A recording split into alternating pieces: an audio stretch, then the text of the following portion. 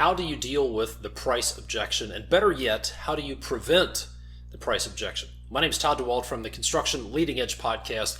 And have you ever been in that situation where you've pitched your estimate to somebody, you've made a proposal, and they've come back and said, well, we're just going to have to get some more prices from other people, or wow, I had no idea it would cost that much, or we're not going to be able to afford that, or why is it so high? Or maybe they want to micromanage you and ask, like, how much do you pay for your people? I want to see a detailed breakdown, and I want to nickel and dime every part of this business. So if you've ever been there, then you have dealt with the price objection. So I want to talk about how do you respond to the price objection, but then better yet, how do you prevent it? How can you set up your sales process? What can you say so you don't get the price objection? All right, so first of all, I'm going to show you this graph up here. On the vertical line, that means price pressure.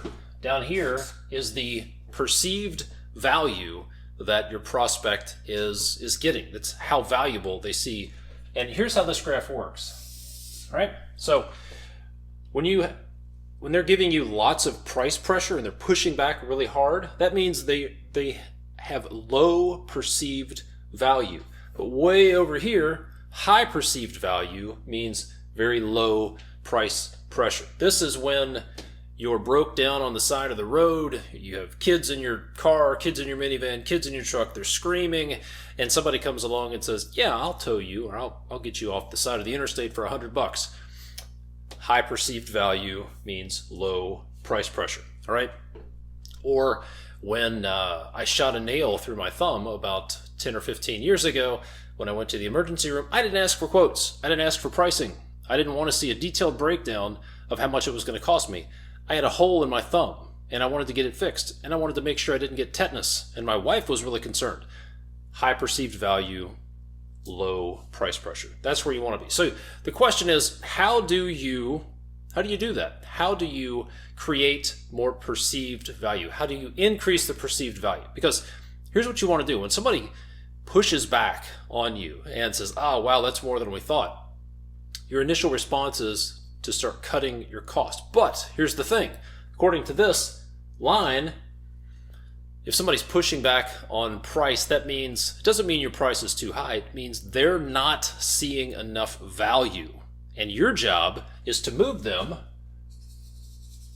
down this line to the point where they see enough value that you overcome the price objection. So when somebody pushes back, don't initially or immediately start cutting your price. Think, how can I increase the value? And I'll talk about how you can do that. I'm going to give you some resources to get in your hands that you can start using immediately on your next estimate before we're done with this video.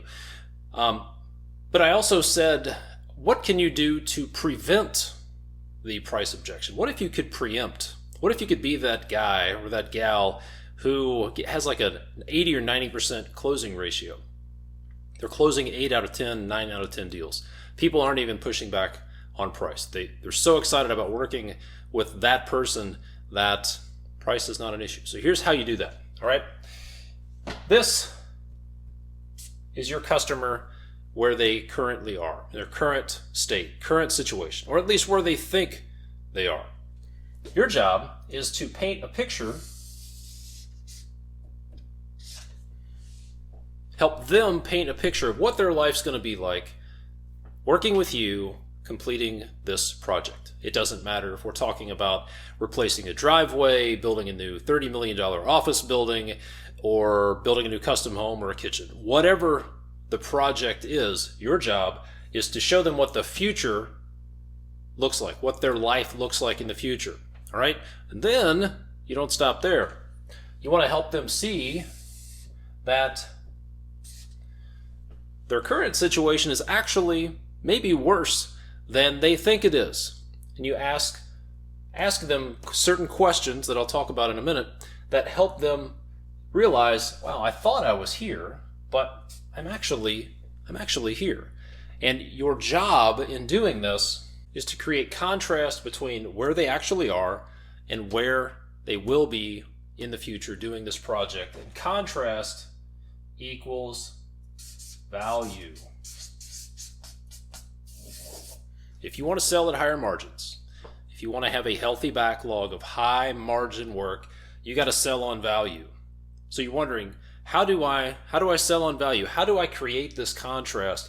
What do I say? What do I tell them? What does my pitch need to look like? Well, it's actually, it boils down to a couple of things. There are really a couple of key things that if you don't get those right, it's going to screw everything else up. So the first one is you have to understand that most buying decisions, 95% of buying decisions, are made by the part of the brain that you're not even talking to.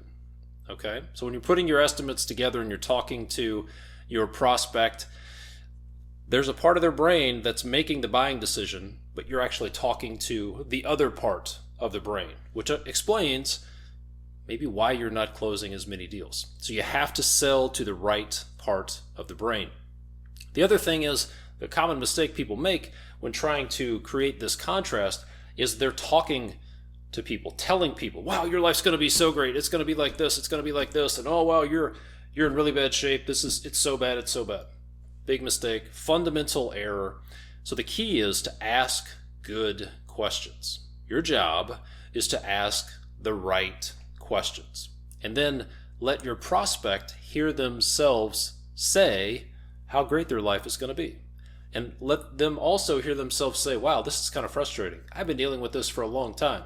This is causing problems. If I don't get this fixed soon, fill in the blank. So which part of the brain should you be selling to? What are the questions that you should be asking?